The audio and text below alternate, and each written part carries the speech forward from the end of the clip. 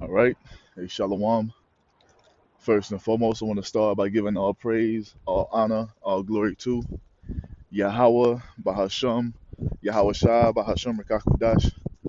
Double honors to the apostles and elders of Great Millstone for teaching me this truth according to the Bible through the spirit and power of Yahweh, Bahasham, Yahweh Shai.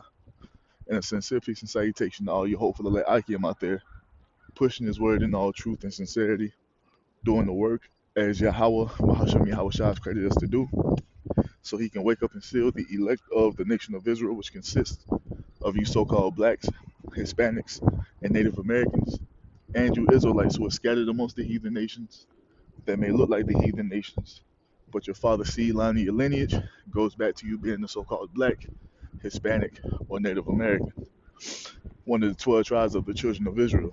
Hey, Shalom. It's your brother Halakia from the GMS Denver camp coming back once again through the spirit and power of Yahweh, Bahasham Yahweh Shah. And this is going to be another installment of the Israelites have not been forsaken, or the Israelites will not be replaced.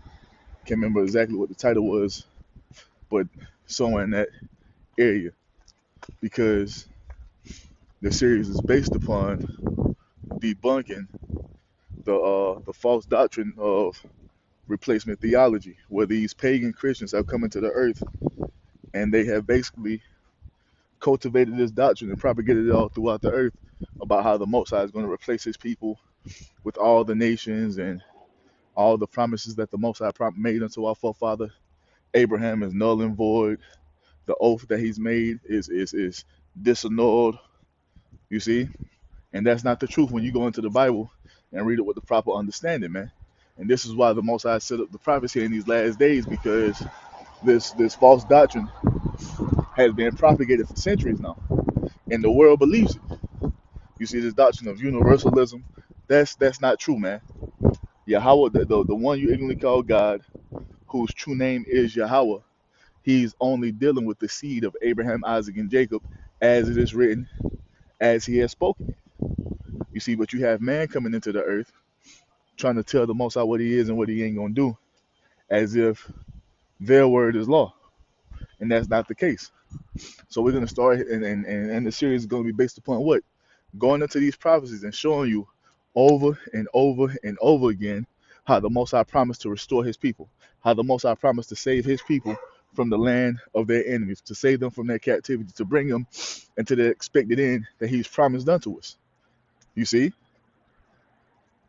And this is why we focus so heavily upon prophecy, because that's the spirit that the true servants of the Lord will be in. We're not out here to give you our own vain thoughts and opinions. We're here to give you the true understanding of what these scriptures say. You see? So that's why we go into prophecy over and over and over again. You see? Because once again, there's a false doctrine that has been propagated in the earth, and the people are believing on it as if it's true. So we're going to start right here. Probably in every video of this series, we're going to start right here with this scripture right here. Jeremiah 33 and 24 says what? Considerest thou not what this people have spoken, saying, the two families which Yahweh have chosen, which are the northern kingdom, or southern kingdom and the northern kingdom, you see, which are Israelites, so-called blacks, Hispanics, and Native Americans. It says what? He have even cast them off. Thus have they despised my people, that they should be no more a nation before them. You see that? And this is what these pagan Christians are propagating in the earth. This is what the Roman Catholic Church is propagating in the earth. That the Most High has cast off His chosen people, you see, that we are a nation no more before Him, and now the Most High is dealing with all nations. No, man. No. That does not add up to what prophecy says. You see? It goes on to say what? Verse 25. Thus saith Yahweh Ba'ashem Yahweh Shah, if my covenant be not with day and night, and if I have not appointed the ordinances of heaven and earth, then will I cast away the seed of Jacob and David my servant, so that I will not take any of his seed to be rulers over the seed of Abraham, Isaac, and Jacob. For I will cause their captivity to return and have mercy upon them.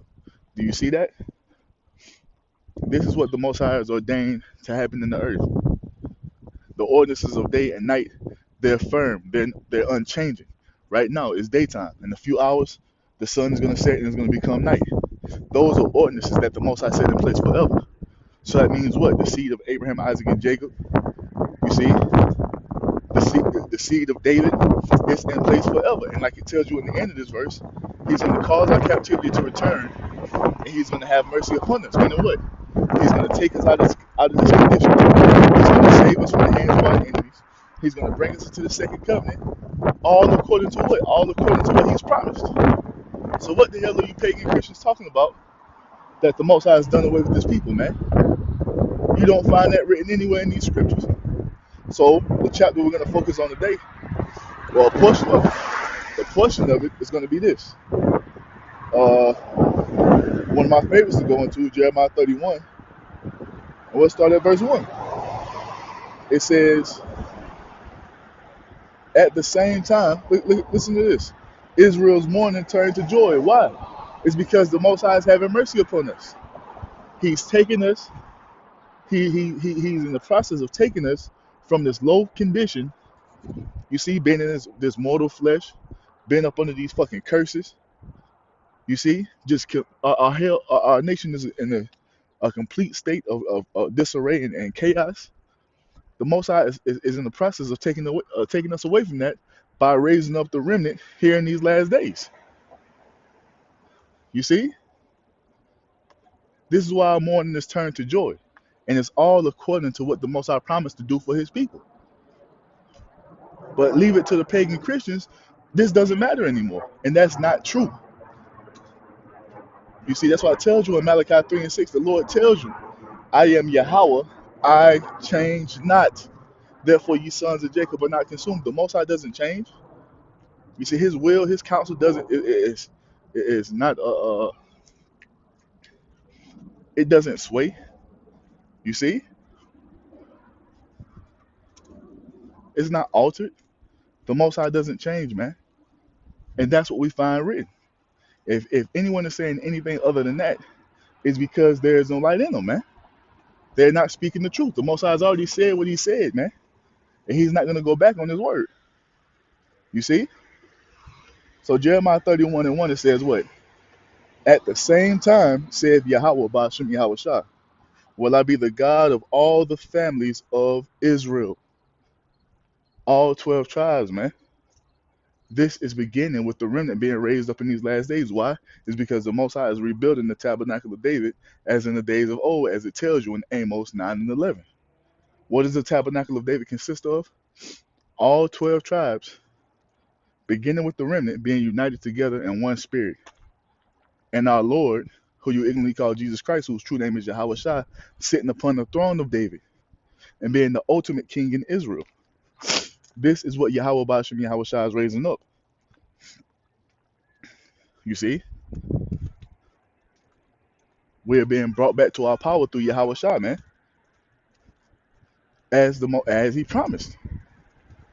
This is why you see so many Israelites standing upon their feet here in these last days, is because prophecy is being fulfilled. And as I'm talking about this, a group of Edomites walks up the street right beside me. But it's all good. Stay in Clark Kent mode. Good morning, good morning. But it goes on to say, verse 2, thus said Yahweh Ba'ashem Yahweh Shai, the people which were left of the sword found grace in the wilderness, even Israel, when I caused him to rest. You see that? And here we are in the wilderness once again, and we're being led to that pasture of rest. We're being led back to the promised land as the Most High promised, man. But we have a journey to embark on before we can get there. You see? It says what? Verse 3. Good morning. It says what? Thus said Yahweh have appeared of old unto me, saying, yea, I have loved thee with an everlasting love. Therefore, with love and kindness have I drawn thee. That has not changed, man. But leave it to the pagan Christians. These words don't hold any weight anymore. You see, because they're trying to finagle their way up into what belongs to us. Once again, that's not how it works, man. The Most High has already said what he said. He has loving kindness for who? Israel. That's it. You see? Verse 4 says what? Again, I will build thee, and thou shalt be built, O virgin of Israel. And we are in the beginning process, the beginning stages of that, man. We are being built again. You see, it begins with us coming back to the understanding of who our God is. You see, who Yahweh Shai is and what he means to us. You see, understanding his sacrifice that he's made for us. A understanding who we are. This is us being built again, man. You see, and it's going to manifest into what? Into the kingdom of heaven. Into us becoming immortals, completely righteous. You see, these are the things that are about to happen. You see, this is what's going on right around you, and the only ones who can see it is the remnant. You see, it says what? Again will I build thee, and thou shalt be built, O virgin of Israel. Thou shalt be adorned with thy tabrets, and shalt go forth in the dances of them that make merry. Coming into a state of rejoicing, man. You see, coming back to a state of being in glory, being at peace, being at rest, according to what the Most High has promised unto us. Verse 5 says what? Thou shalt yet plant vines upon the mountains of Samaria. The planter shall plant, and they shall eat them as common things. We're going back to our land. You see? If the Israelites are forsaken, if the Israelites have been replaced, how can these words be fulfilled? You see? That would mean that the words of the Most High are void. And we know, according to, real quick, Isaiah 55 and 11, that what? So shall my word be that goeth forth out of my mouth. It shall not return unto me void, but it shall accomplish that which I please, and it shall prosper in the thing whereto I sent it. Anything the Most High has spoken, it doesn't go out void. He hasn't said it for no reason. You see, he said it with a purpose for it to be fulfilled. You see, and this is how we know that you pagan Christians, you don't understand prophecy, because you're trying to come, so like it, you're trying to come and change what the Most High has already ordained to come to pass. You see, because you're trying to find a way to sneak in to what the Most High has promised to his people. You see, you can't sneak in because it doesn't apply to you. It only applies to a specific seed. You see, the chosen seed, the royal seed, the holy seed, which are us Israelites, man, the physical descendants of Abraham, Isaac, and Jacob. You see? So anything the Most High has spoken, best believe is going to come to pass, man. So we go back. It says what? Verse 6, for there shall be a day that the watchman upon the mount of Ephraim shall cry, arise ye and let us go up to Zion unto Yahweh our power. And that's why you got Northern Kingdom brothers standing upon their feet, just like the Most High said they would. And they're proclaiming this truth. Why? Because they're Israelites. Hispanics and Native Americans, Seminole Indians, they're Israelites, man. And the reason they're out there on the highways and byways proclaiming this truth, proclaiming this gospel, is because it's prophecy, man. Because we haven't been replaced. The only ones you see in the earth proclaiming the truth of Yahweh Shem Yahweh Shah are the Israelites here in the land of our captivities, all throughout the earth. Why is that happening? It's because the Most High said his people will be doing that in the last days. Well, the 1948ers on the highways and byways proclaiming this truth if they're the people. You see? Why aren't they out here prophesying? Why are they reading out of the Talmud? Why are they calling the Most High Hashem, which just means the name? It says that the Most High's people will proclaiming his name in the midst of the Gentiles, man, amongst the heathen, in great boldness. You don't see the only ones you see doing that are the Israelites, showing you we haven't been replaced, man. Now it goes on to say, verse 7, for thus saith Yahweh Ba'ashem Yahweh Shah, sing with gladness for Jacob, and shout among the chief of the nations. Publish ye, praise ye, and say, O Yahweh, save thy people, the remnant of Israel. And that's not talking about a spiritual Israel as the pagan Christian church will have you believe. This is talking about the physical descendants of Abraham, Isaac, and Jacob that believe upon the Lord Yahweh Shai. that have made their body a living sacrifice for Yahweh Ba'ashem Yahweh Shah. That's what this is talking about. You see, the body of true believers, the remnant of Israel that was prophesied to return here in these last days. You see, that's who's going to be saved. Verse 8 says what? Behold, I will bring them from the north country, which is North America, which is Babylon the Great, and gather them from the coast of the earth. And why is that going to have to happen? It's because we've been scattered all throughout the earth. We've been scattered to every nation under the heavens, man. Why? Because of our disobedience, because we transgressed that first covenant. We broke that first covenant, and a part of those curses that befell us was what? To be scattered amongst these heathen nations, you see, to be servants unto them, man. But in the land of our captivities, we would remember ourselves according to Baruch chapter 2, you see, and we would walk in the spirit of faith, believing upon the Lord Yahweh Shai. And if we continue on in that faith and that belief, the Most High is going to send Yahweh Shai back to save us from wherever we are. He told us that. He told us that back in Deuteronomy 30 through the mouth of Moses, showing you everything in the Bible adds up when you go into a proper understanding, man.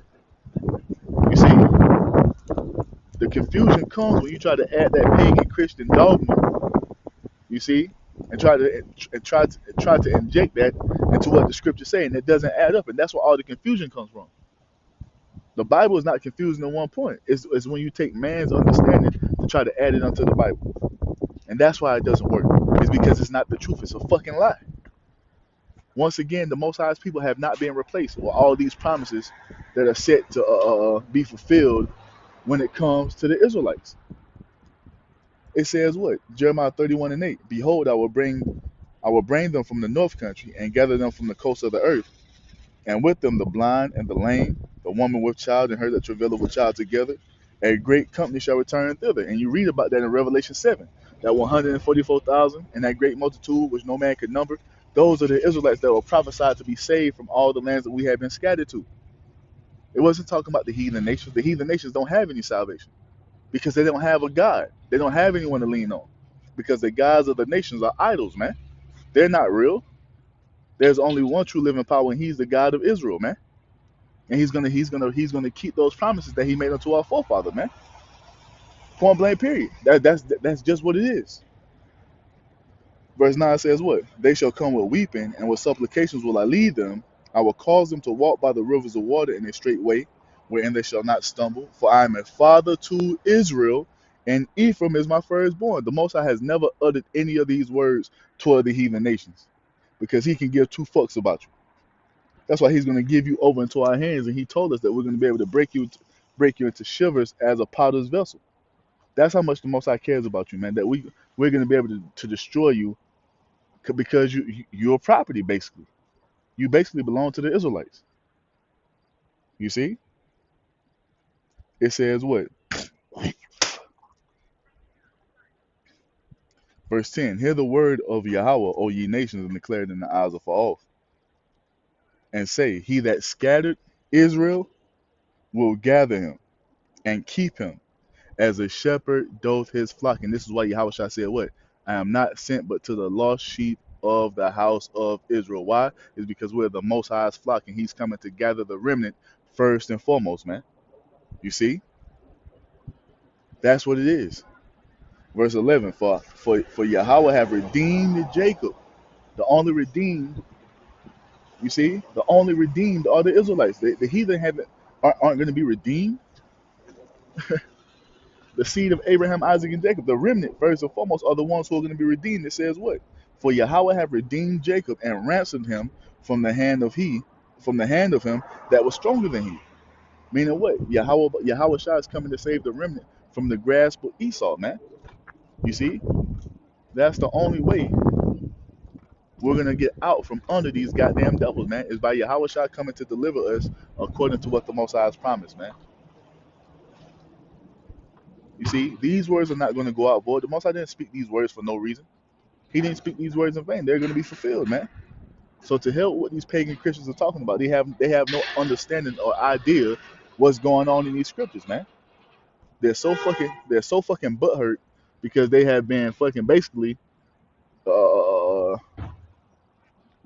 we're basically giving them the true understanding of what they are and their purpose in the earth, and they feel some type of way about it. The only thing you heathen are good for is serving the Israelites. We know that you think everyone is special, so forth and so on, and that's not the case. Only the Israelites are special, man. You see, and the Most High has already told us or told you how He feels about you. The Most High can give two fucks about you nations, man. He doesn't care about you. He doesn't love you. He doesn't consider you. You see, all you pagan Christians in the earth, and guess what? The Most High ain't hearing none of your prayers, and I know it hurts. I know it hurts to hear that. I know it hurts. I know it makes you feel some type of way, but hey, to hell with it. That's just the truth of the matter. This is reality we deal with, man.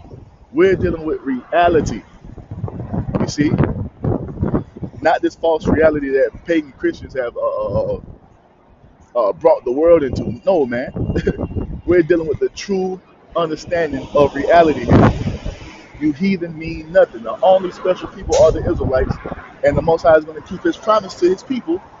You see, because He hasn't forsaken them, man. He hasn't replaced the heathen nations with the fucking Edomite. I mean the Israelites with the fucking Edomite, man. When the Most High tells you He hates Esau and He loves Jacob, that's the truth of the matter. That's the truth, and it's a hard pill to swallow for you heathen nations, I know. But hey, that's just what it is. It says what?